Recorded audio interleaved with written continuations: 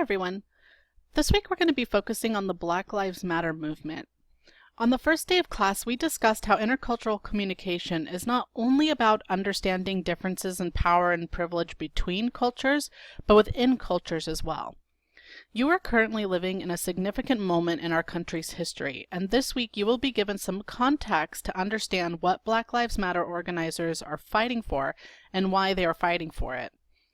The Black Lives Matter movement is a fight for the end of mass incarceration, an end to the death of Black men, women, and children at the hands of law enforcement.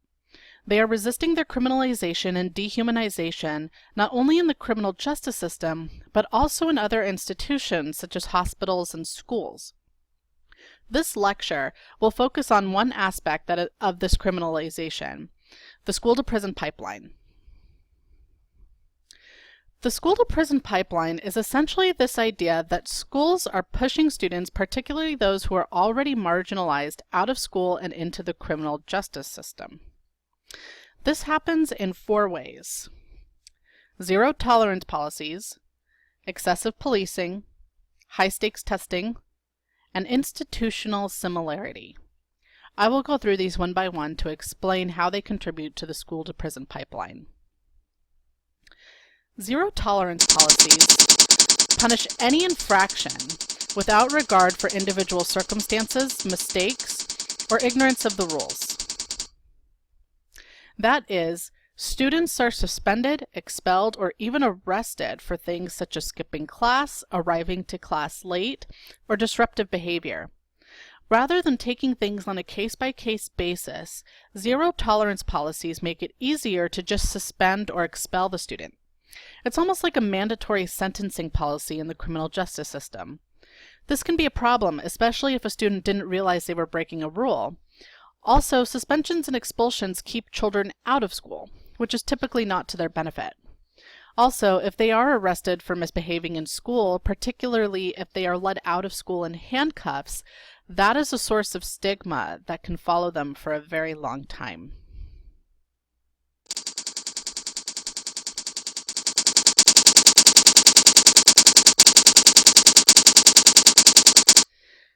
Excessive policing refers to the reliance on police rather than teachers or administrators to handle minor school misconduct. This can include having police officers monitor school hallways and parking lots, or it can include increased surveillance, such as metal detectors at the doors, such as the one shown on the right. Excessive policing poses a problem because police officers are not trained in child and adolescent psychology. They do not typically have the skills to, say, talk to a student about their behavior, but rather are there to punish and monitor students. Also, surveillance equipment such as metal detectors send the message to students that they are constantly under suspicion.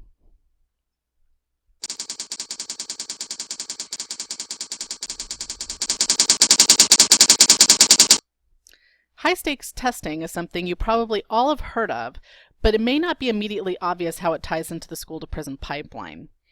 High-stakes testing refers to the reliance on standardized tests to determine eligibility for things like graduation. Barriers to graduation also serve as an element of the school-to-prison pipeline. The No Child Left Behind Act, which was signed by the Bush administration, created a system where teachers had to structure their curriculum around these tests. Many educators criticize this system because it emphasizes rote memorization over critical thinking. Standardized tests also have a well-documented pattern of structural bias. Schools with fewer resources, such as schools in low-income areas, are not going to be as well equipped to prepare their students for standardized exams. As a result, students in these schools are less likely to pass, affecting their potential to receive a high school diploma. It reinforces a system where it is easier to end up in prison than it is to get an education.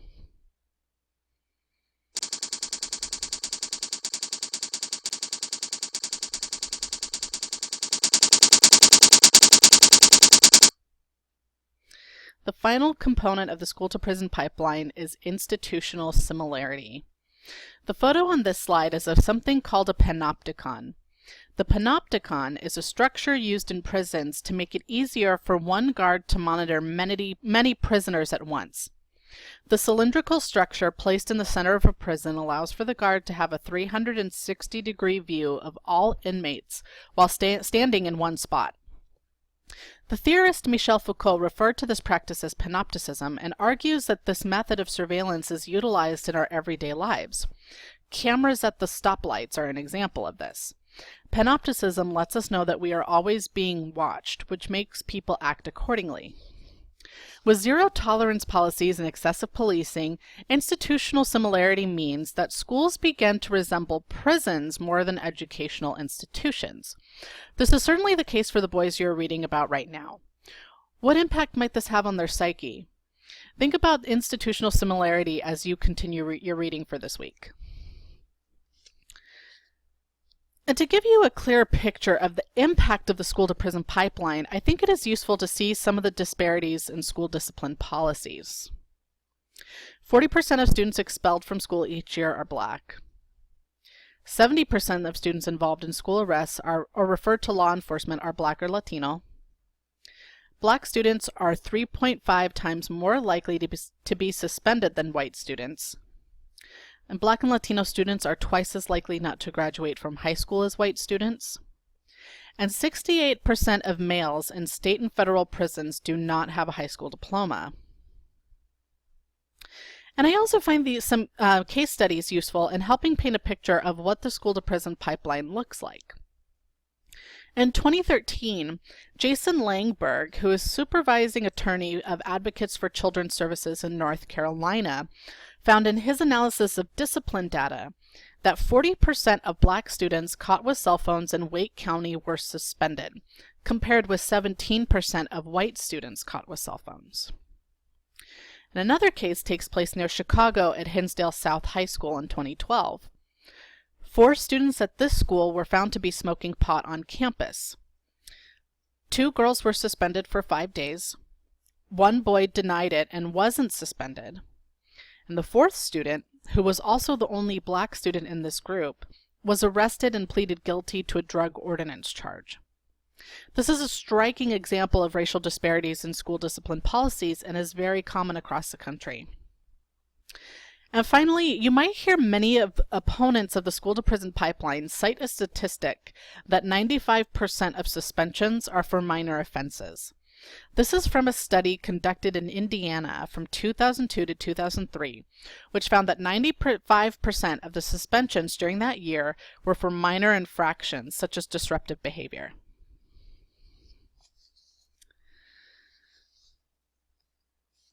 This brings me to intercultural praxis. I want to talk about the connections between framing and dialogue. And one thing I want to make clear about the statistics I just read are that these studies also find that disparities also don't find any evidence to suggest that Black and Latino youth commit offenses any more than white students. For example, Langberg's analysis of Wake County found that Black students got suspended more often for their cell phones. However, he didn't find any evidence that Black students use their cell phones more often than other students. And remember that framing is how our understanding of things like race, gender, class, and sexuality influence our frame. We live in a society where Black and Latino youth are disproportionately punished for their actions. When we constantly witness this, especially when we don't know that they are no more likely than anyone else to commit a crime, what is that going to do to our frame? The boys you're reading about this week are constantly under suspicion, whether they have done anything wrong or not. Systemic discrimination, such as the school-to-prison pipeline, can create a frame of reference in which we regard Black and Latino youth with suspicion in our interactions with them. Pay attention to how this occurs in your reading. As the Black Lives Matter movement has taken off, we have seen countless examples of how Black youth try to counter the frames that make us associate youth of color with criminality. For example, this hashtag was created to criticize the use of photographs of Mike Brown that tried to associate him with gangs. In the hashtag, which reads, "If they gun me down," Black men and women across the country juxtapose 2 different pictures of themselves with the question, which picture would the media use to talk about my death? Black men and women use pictures of themselves using hand signs, for example, and then a more respectable photo, such as this man in his army uniform reading to small children. Or this woman in her graduation gown versus the one of her flipping the bird to the camera. And what these young men and women are trying to communicate is that their identities and positions are complex, and that the people who die at the hands of the police are complex people. However, when one photo gets emphasized of them, it creates a frame that reduces them to thugs or gang members, even though they may not have any such affiliation. In other words, they are trying to demonstrate their humanity and complexity as a way to argue that they don't deserve to die.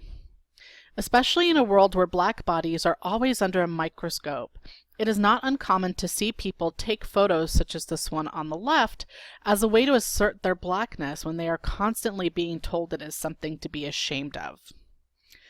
As you will see throughout the book, racialized and gendered frames frequently influence the dialogues, another port of entry into intercultural praxis that these boys have with their parents, teachers, police officers, and neighbors.